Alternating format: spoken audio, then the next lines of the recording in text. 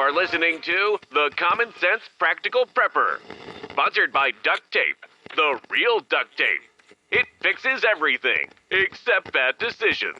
Good evening, Mr. and Mrs. America. From border to border, coast to coast, and all ships at sea, here is your host, Keith. Hey everybody, this is Keith, and welcome back to the Common Sense Practical Prepper podcast. March the 14th, 2026. And if you guys have been listening to me long enough, you know that I very rarely delve into politics, but I'm also a firm believer that you can't talk about current events. In this instance, you can't talk about prepping and not have politics kind of creep in from time to time. So I want to talk about something tonight, and I will do my best to refrain on providing my opinion. I will give you the facts as I understand them, and then maybe we can talk about it some other time. So tonight I want to talk about Virginia's new gun bill, Senate Bill 749, SB 749, the assault firearms ban. It's on Governor Spanberger's desk right now, March 14, 2026. Passed both chambers last week. She has until April 13th to sign it, and odds are she will, because that was one of her core platforms that she ran on.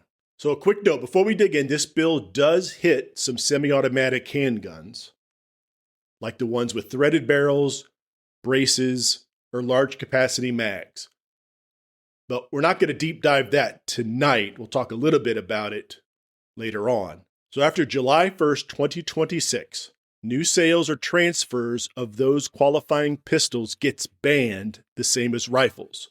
If you've got one already, grandfather, like everything else, will cover pistols in a deep dive another time. But basically, I just want to talk about ARs. So what's an assault firearm? And they were very specific about calling it an assault firearm just to get around some technicalities and some loopholes. But in this law, if it's signed, an assault firearm is a semi-automatic center fire rifle that takes detachable mags and has one or more features, like a pistol grip below the action, folding or telescoping stock, thumbhole stock, second-hand grip, grenade launcher, darn it, there it goes, all my guns have grenade launchers, or threaded barrel for a break, a suppressor, or a flash hide. Now, does this cover most AR-15s out there? Absolutely does.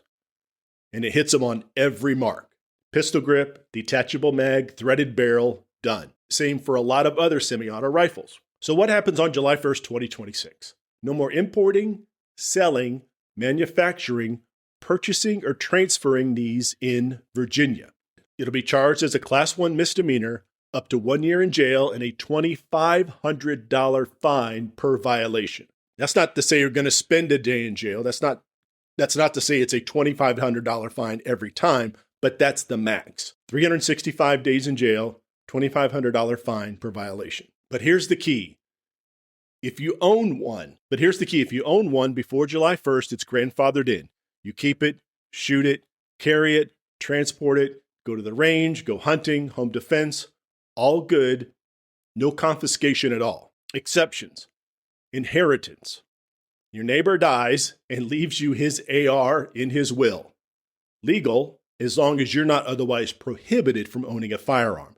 If you're a convicted felon, not going to be able to take that from your neighbor's will. Family gift to spouse, kids, parents, grandparents, siblings, if it's pre-July 1st. Out-of-state sales. If you're moving or just want cash, ship it elsewhere. You can ship it to a gunsmith who has an FFL, federal firearms license, and basically you ship it to them temporarily. Many times it's for repairs, and that's fine. So there is no loophole for new buys out of state and then moving here. So let's say you live in Tennessee, pick up an AR, and after July 1st, you come to Virginia. That's an import technically, and that's banned. Sell it first or store it out of state. Penalties. One conviction, say you're trying to sell or import, gets you the misdemeanor plus 3-year ban on all firearms. No firearms at all in your possession for 3 years. It's 3 years from the conviction date. After that, your rights come back unless in the interim you rack up more charges. So let's talk about multiple charges. So let's say you have an AR, You purchase one or you bring one into the state, import, you give it to somebody, you sell it to somebody for $50 after July 1st, and it has a 30-round mag. You could be charged with 2 Class 1 misdemeanors. It's up to the judge. They might stack the jail time, make it consecutive. 1 conviction for the rifle, 1 conviction for the mag. So technically, they could run the jail time consecutive as opposed to concurrent. But the 3-year ban is per conviction. So the 3 years total, you're not going to get 6. So if you have 3 convictions, you're not going to get a 9-year ban. But you could get up to 3 years in jail and whatever 2,500 times 3 is for a maximum fine. So bottom line, if you're in Virginia and you want an AR, you need to buy it now. Bass Pro, Cabela's, local gun shops, these things are flying off the shelves. After July 1st, the new ones are gone from the inventory. The existing inventory, it can be purchased. Safe to use, just no selling outside family or inheritance. All right, here's the mags. Over 15 rounds, same rule. Nothing over 15 rounds. That counts for a handgun or a rifle. But since this is a podcast about prepping, here are several tips that I have. Stock up early. If you're in Virginia, grab mags, parts, rifles before July 1st. The stores have already increased prices, some up to 50%. Once it's gone, it's gone. No law today stops you buying them today or tomorrow. So grandfathering is your edge. Your existing AR, still legal, shoot it, train with it, keep it loaded, just don't sell it. That means your current setup is your forever kit. So no need to panic buy, but don't give it away. Don't give away your ARs today because that one is grandfathered in. Another alternative, if ARs get tough, look at bolt action, lever, or pump rifle. So bolt action lever rifles or pump rifles, those are still untouched. Or go pistol caliber carbines. They have less assault features, same firepower. So prepping is about options, not just one gun. Trainings and skills. Laws change, but marksmanship doesn't. Use what you have, run drills, zero your sights, practice reloads if you're into reloading. A 30-round mag is useless if you can't hit a piece of paper 50 yards away. And that's regardless if there was a new firearms bill coming out or not. You should always be proficient in your firearms. Practice firearm safety, blah, blah, blah, blah, blah. Storage and security. Grandfathered guns need safe storage. Lock boxes, safes, quick access safes. If you're passing to a family later on, document ownership now. Receipts, photos.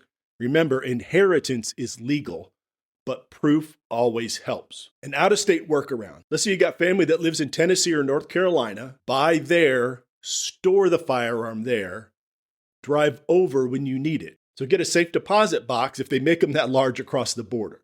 Prepping is about mobility. Don't let borders box you in. Just because you can't import it into Virginia, don't let that be an absolute stop or barrier to keep you from purchasing one after July 1st. You can do that in another state. So the bottom line, this law does not erase the firearms that you have now. It's going to be grandfathered in. It basically freezes it. Use what you have, train harder, stay quiet. You're not helpless. We're being prepared. And one last thing. As soon as Spanberger signs this, the ink will not even be dry before the lawsuits drop. Groups like the Firearms Policy Coalition, Virginia Citizens Defense League, and a bunch of other groups with a bunch of other acronyms, they have papers ready to go, and they're going to drop these the moment she signs them. There's going to be federal challenges. They'll be looking for temporary restraining orders. They'll be looking for injunctions. They'll be looking for a lot of other legal options to stop this law or to at least pause it because it's going to the Supreme Court, no doubt in my mind. This could be tied up in the courts for years. So we'll talk more about pistols and public carry, concealed carry, maybe next week. Again, like I said at the beginning, I'm going to keep my opinions out of this. I will tell you, and most of you know this, I was a police officer for 26 years. I believe that the United States is the greatest country in the world. I believe in all of our God-given rights. First Amendment, Second Amendment, all the amendments, Bill of Rights, Constitution. I'm biting my tongue to keep my opinions out of this, I promise. No opinions. Thanks for stopping by, folks. I know this is a little bit different, but if you're in Virginia, don't let this keep you from exercising your Second Amendment rights. Do what you need to do before July 1st, just in case this goes on. This thing could be upheld. 1 year, 2 years, 3 years from now, this could be upheld. Now, if this is upheld, this is not quite the most restrictive assault rifle or AR ban in the country. California, Illinois, New York, New Jersey, I think Connecticut, they've got some laws that are more restrictive. So maybe later on, different podcasts, we'll talk about the effect of strict firearm laws on crime, safety, all that good stuff. Again, folks, thanks for stopping by. I really do appreciate it. If you want to reach out, practicalpreppodcast@gmail.com. I'm on X, prep_podcast. And with all the craziness going on in the world, the stuff in the Middle East, the terrorist attacks in the last 14 days, please be careful out there. Take care of one another. And until next time. You've been listening to The Common Sense Practical Prepper. Subscribe, like, drop a review. Over and out.